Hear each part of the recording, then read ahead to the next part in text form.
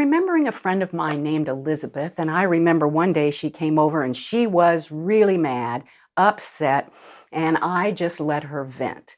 And she was venting because at work, her coworker had failed to meet a deadline, and it reflected badly on her. So her boss basically knew it was ultimately her responsibility. The fact that the deadline wasn't met meant that her boss thought she should have handled it differently. So she was looking bad in her boss's eyes because of what a coworker did. So she spouted off to me all these things and all this frustration, and I let her just do all of that. And after she did that, she was a little calmer, and I asked her, well, what is it that's really important to you about work? Like, why has this triggered such a big response in you? And she said, well, what's really important to me is I want to be happy at work. So here I have a coworker that I can't rely upon. I'm going to be worried about whether this coworker is going to do it again. And then that leaves me worried every day when I wake up to go to work instead of eager and happy to go to work. So what she wanted was to be eager and happy and look forward to her work day each day. That's what was important to her. That was what her core desire was for herself. So I asked her if she would, in her quiet time every day, because I'm suggesting that in every day you have quiet time with yourself. In this quiet time, you will be able to calm yourself down, clearly envision that what you want, and pay attention to those pings and hunches and nudges of your intuitive guidance talking to you. So I asked my friend, in your quiet time, would you please hold in your mind this vision of wanting to be happy at work? So later she shared with me that when she did that at home with herself, quiet time, she found that she just felt happier even in that moment, knowing what it is that she wanted, identifying what was important to her. That automatically just helped her to calm down because it was like, yeah, that's what's important to me. Then in that time, she could then tune into her intuitive guidance. She was sending that energy out, her intention out into the energy field, and those energy waves, 300 quadrillion per second, each with their own unique, each emotion has its own unique frequency, wave pattern, and spin. So you want to stay in your emotional space of that which you want long enough that quite a few of those molecules of emotion get waving and send out there. So when they were out there working for her, then she was getting ideas and thoughts, her pings of knowing of how to proceed. She had an idea for a plan she could create that would keep this from happening again. And then she had another kind of vision idea. Again, that's intuitive guidance talking to you for how she could present this to her boss so that her boss could have confidence it wouldn't happen again.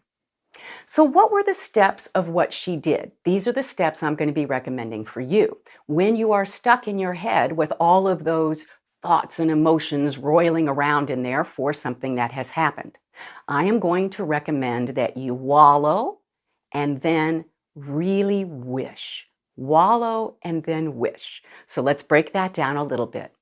Elizabeth, I allowed her to just vent on all of her feelings. So she wallowed in her feelings. She thought and expressed, and you can do this in your wallow time. Get a timer, 1 to 2 minutes. Set your timer on 1 to 2 minutes, no more than 2 minutes, and wallow in every thought and feeling you have that is disturbing your fear, your anxiety, your blame, your complaint, anything that's a thought or a feeling that is clogging you up. Express it, feel it, really feel it. Wallow in it. You got 2 minutes. When the timer goes off, stop. Now it's going to be interesting. You're going to notice that no longer has as strong of a hold on you. You now have some space. You have an emotional calm right here in this moment. You're going to like, wow, okay, that was a good thing to do. And in this moment, you have a little bit of space. Now, you may have to repeat this in future days, so that's okay. Don't worry about that. That's okay. But for this moment, in this space, you are going to notice during this little bit of calm time, you're going to kind of have a now what?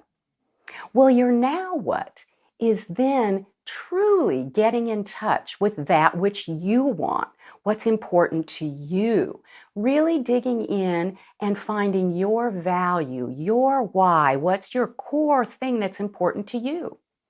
For Elizabeth, her core thing was, I want to be happy when I go to work every day.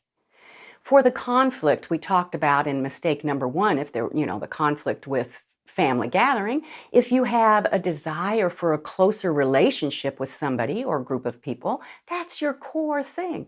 So identify what's core for you. That is a strong wish. Now, let me differentiate that from wishful thinking. So wishful thinking is much like the ordering from the catalog that I mentioned at the beginning of this mistake number two. So you are saying, oh, I want this and I want that, or wouldn't it be nice if I had that, or I wish this was different, or I wish I had that. Much like ordering from a catalog, in that you point and you say, I want that, and I want that, and I want that, and I want that. And it's not enough emotional juice. You have not really settled your emotional power on that which you really want. Enough of it where there is lots of those energy waves working for you in the field. So you want to really get in touch with the core of that which you really wish in your life, so you can stay there for just a few minutes. Enough of a few minutes that you've activated that energy with emotional juice out there, and you can be in touch with the pings of your intuitive guidance. So it's very powerful to do your visioning boards, but you must do them with being in touch with your values. So if you're clogged up with all kinds of thoughts and negative feelings about something that's going on, unclog yourself by allowing yourself to wallow for a minute or two in it, and then calming down and getting in touch with what you really wish in your life. Really, what's at the core value for what's important to you. That is your manifesting power.